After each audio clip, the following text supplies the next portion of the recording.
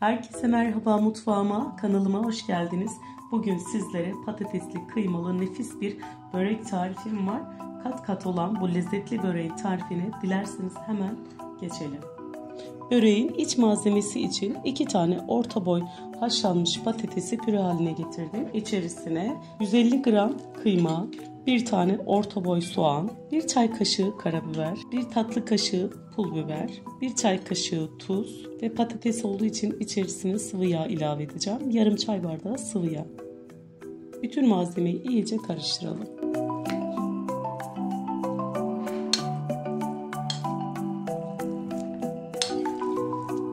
Malzemeyi hazırladık. Böreği yapmaya geçelim. Böreğin hamuru için 1 çay bardağı su, 1 su bardağı süt, 1 tatlı kaşığı tuz, 2 yemek kaşığı sirke, biraz tuzu eritelim ve onu ilave etmeye geçelim. Hamuru toparlamaya geçiyorum. Arkadaşlar bir çıkarma yapıyor. Hamuru toparladım. Toplamda 4,5 su bardağı un kullandım. Hamuru yoğurmak için tezgaha alalım. Börek yapacağımız zaman en önemli olan şey, her zaman videolarımda da hatırlatıyorum, yoğurulan hamurda daha iyi sonuçlar elde ederiz kıymetli takipçilerim. Hamuru toparladıktan sonra bezeleri ayıralım. Yapmış olduğum ölçüde 4 tane beze hazırlayacağım. Bezeleri hazırladık. Şimdi de açmaya geçelim. Öncelikle yapmış olduğum bezelerden bir tanesine un serperek açmaya başlıyorum. Evet, ben de başlıyorum.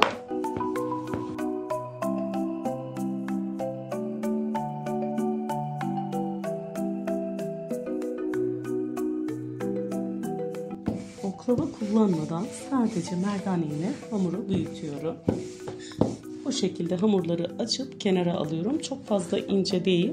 Daha sonra tekrar üst üste koyduktan sonra elimizle açacağımız için bu kadar incelik yeterli olacak. Diğerlerini de aynı şekilde açmaya başlıyorum. Hamurları belli bir büyüklükte açtıktan sonra üzerine 100 gram eritmiş olduğum tereyağından bol bir şekilde sürüyorum. Her tarafına gelecek şekilde fırçayla iyice sürelim. Daha sonra açmış olduğum diğer parçayı üzerine koyuyorum. İkinci hamuru koyduktan sonra tekrar yağlayalım.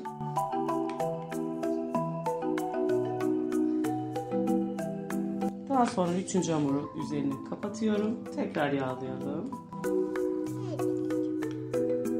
Son hamuru da üzerine kapatalım.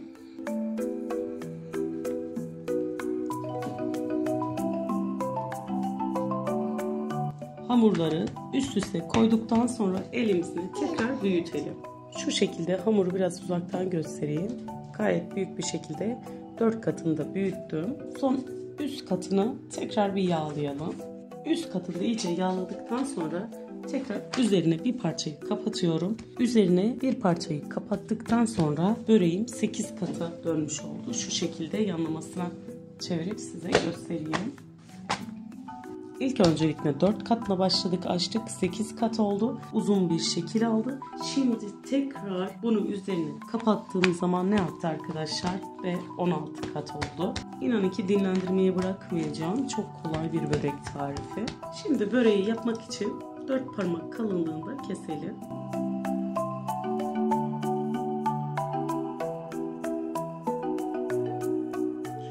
Şimdi böreği hazırladıktan sonra iç malzemeyi içine koyalım.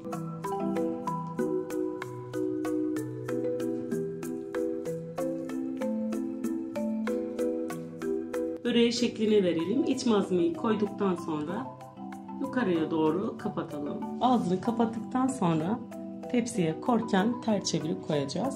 Bütün hepsini aynı şekilde yapalım. Böreği yağlı kağıt olan tepsiye aldım. Şimdi de üzerine bir tane yumurta sarısı sürüyorum. Evet. Yumurta sarısını sürdükten sonra üzerine beyaz susam serpiyorum. Şimdi çok oldu. Böreğim hazır, 200 derece fırında kızarana kadar pişirelim. Evet. Patatesli, kıymalı, böreğimiz fırından çıktı. İnanılmaz güzel oldu. Kat kat bir börek. İnanın ki sevgili takipçilerim, lezzetine doyamayacağınız güzel bir börek hazırladım sizler için. Şimdi böreği servise geçiyorum. Sadece merdane ile incecik nefis bir börek açtım. Şu şekilde böreği yakından da göstereyim. Gördüğünüz gibi bakın kat kat lezzetli bir börek arkadaşlar. Aklınıza takılan herhangi bir şey varsa videomla alakalı yorumlarınızı bekliyorum. Deneyecek olan bütün herkese şimdiden afiyet olsun. Kanalıma abone olmayı, yorum bırakmayı unutmayın. Hoşça kalın.